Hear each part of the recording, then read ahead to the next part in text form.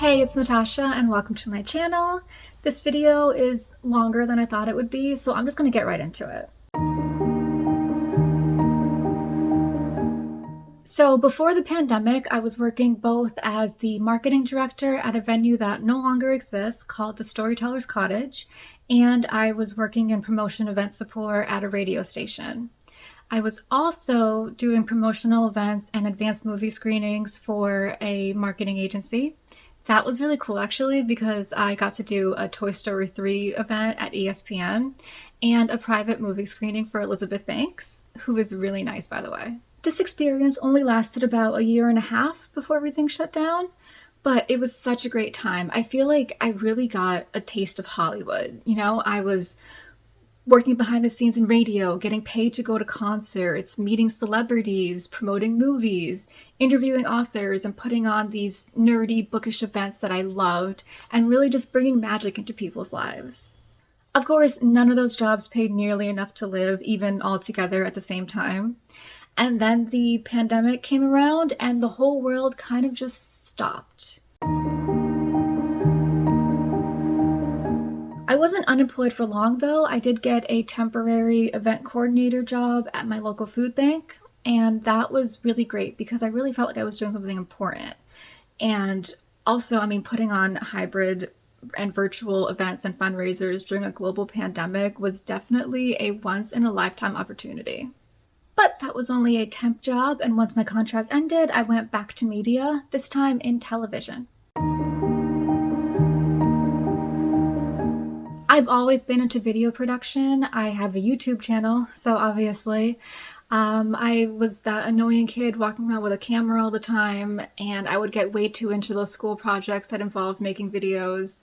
And I wanted to expand my marketing experience into video production and commercials. I kind of had a dream of doing film trailers at some point in my life, and this job was a step in that direction. It also involved a lot of really cool community events. This whole experience was kind of like a boot camp in video marketing. I learned to be so detail-oriented and specific and purposeful in everything from the script writing to the video composition to the editing. Overall, it was a great experience. For 3.5 years, I wrote, shot, and edited promos or commercials for the news and the lifestyle segment. I also did PSAs for clients, and I helped shoot on location segments sometimes. I think the two coolest ones were Disney on Ice and this county fair. I also had my own editing room that was across the hall from that lifestyle studio, so whenever there was a cool guest or an animal or just really good food, I'd just walk right over there. This is also where I met my fiance. We worked in the same department and worked on some projects together. He also actually went to school for video and media, whereas my experience is more in marketing. So we made a really good team. Eventually though, I really started to miss events. I wanted to be a party planner and event coordinator since I was a kid, like elementary school age. My family's Puerto Rican, so there was always some kind of holiday or party or get together, and I love the idea of bringing people together. I think I was also inspired by those Mary-Kate and Ashley You're Invited videos. I used to love helping my mom plan my birthday parties and the occasional Halloween or Easter party. I love organizing and creating things. In high school and college, I also really liked helping to plan events and fundraisers and retreats and outings, field trips for the different clubs and organizations that I was part of. Working at the Storyteller's Cottage was the best because our events were always themed to some kind of fandom like Harry Potter, Outlander, Lemony Snicket, and I got to act in our murder mystery parties. The whole experience was magical, and I loved getting to bring people together to enjoy that magic. Also, a lot of people think kids events when they hear Storyteller's Cottage, but actually most of our events were for adults. We very rarely did children's events. So I really wanted to get back into events, and I found and applied for a part-time contract event coordinator position with a local e-commerce website. It was a company whose mission I still really believe in because it's all about supporting small businesses and the hyper-local economy. Unfortunately though, there wasn't a lot of event coordinating to do with that position other than like pop-up shops, so I ended up being more of a marketing specialist and helping out with web copy and social media. I started burning out working 2 jobs at once while dealing with some personal stressors, especially when we got a new manager at the TV station who absolutely hated me and was impossible to deal with. So I ended up leaving both of those jobs and going to work at a local business journal as their marketing and event manager. This job really felt like I'd made it. It was my first salary job in a city, and I was putting on these corporate recognition events for all these high profile people in the community. I was working with big sponsors and expensive venues and vendors, and each event was such a thrill just watching it all come together. But it was also so much work. This was a small company, so we didn't have event staff. It was just me putting on all these events, pulling my coworkers away from their main jobs to help me out, and taking on all the responsibility, all while also managing the marketing there, doing everything from creating the plans and strategies and campaigns to creating the content for social media, email, print, radio, and managing partnerships. I was there for 2 years. We did an event every quarter, and after each event, I was physically and mentally drained. I could not get out of bed for an entire day after, and it took my brain another day or so to reboot. I also realized that I was exacerbating a lot of my health issues, especially my migraines and dysautonomia. So I quit with no real plan other than to rest and recover and try to work for myself on my own terms.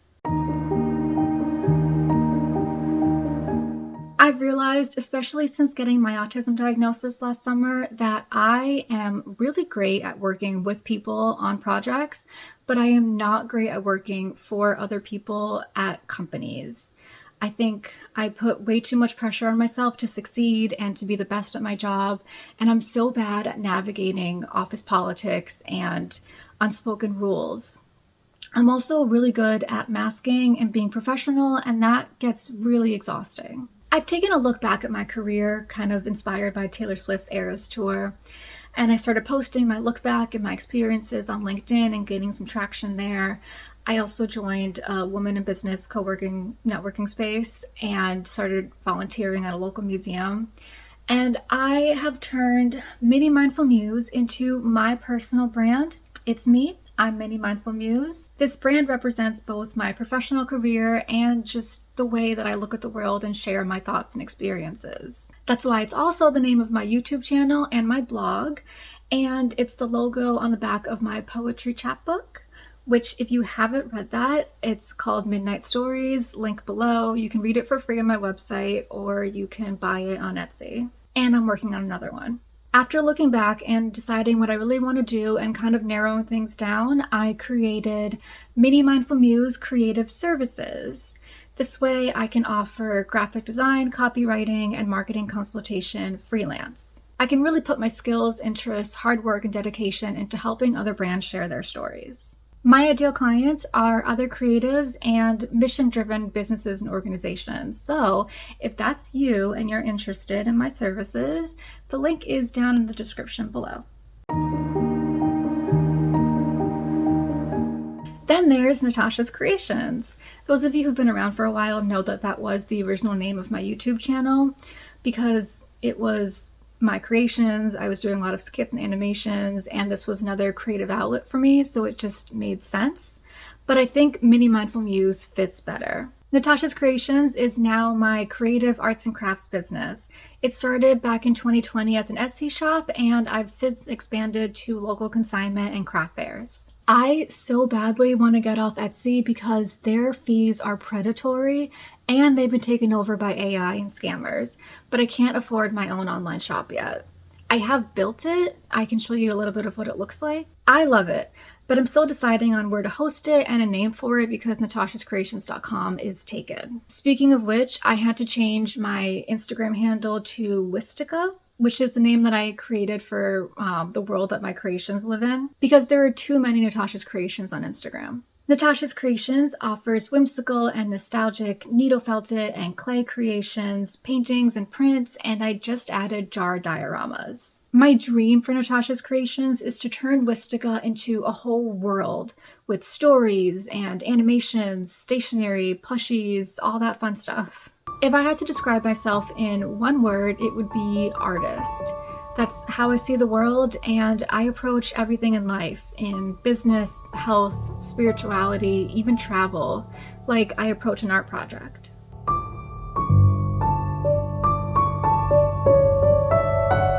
So that was most of my career journey and my updates. I hope you enjoyed the video.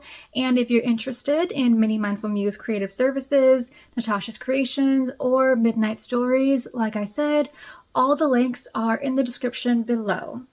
Thanks for watching, and I hope to see you next time. Bye.